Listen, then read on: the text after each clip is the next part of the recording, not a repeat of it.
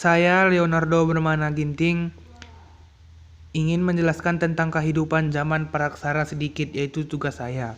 Langsung saja, zaman prasejarah yang juga dikenal dengan sebutan zaman praksara atau zaman nirlika adalah suatu zaman kompilasi manusia yang belum mengenal tulisan atau aksara, yaitu memiliki bagian. Yang pertama, zaman Paleolitikum atau Batu Tua. Zaman Paleolitikum merupakan pembagian zaman prasejarah berdasarkan arkeologi. Paleolitikum atau zaman Batu Tua ditandai dengan penggunaan pada manusia zaman batu yang masih berbentuk sederhana dan primitif.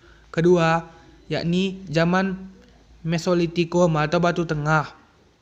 Zaman Batu Tengah terjadi pada akhir zaman, yaitu sekitar 10.000 tahun yang lalu.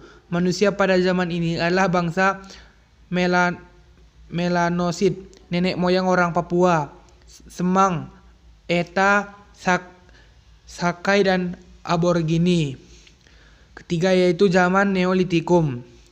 Zaman Batu Muda di Indonesia dimulai sekitar tahun 1500 SM, atau cara kehidupan manusia purba di zaman ini sudah beralih ke penghasilan makanan, beternak, dan bercocok tanam, menetapkan di rumah-rumah panggung, membangun lumbung-lumbung untuk menyimpan padi dan gabah.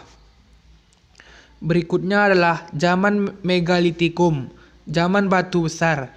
Penemuan batu-batu besar sebagai bukti-bukti peninggalan Megalitikum menunjukkan bahwa zaman ini manusia sudah mengakui kepercayaan terhadap roh nenek moyang dan kepercayaan pada kekuatan goib yang ada pada segala sesuatu.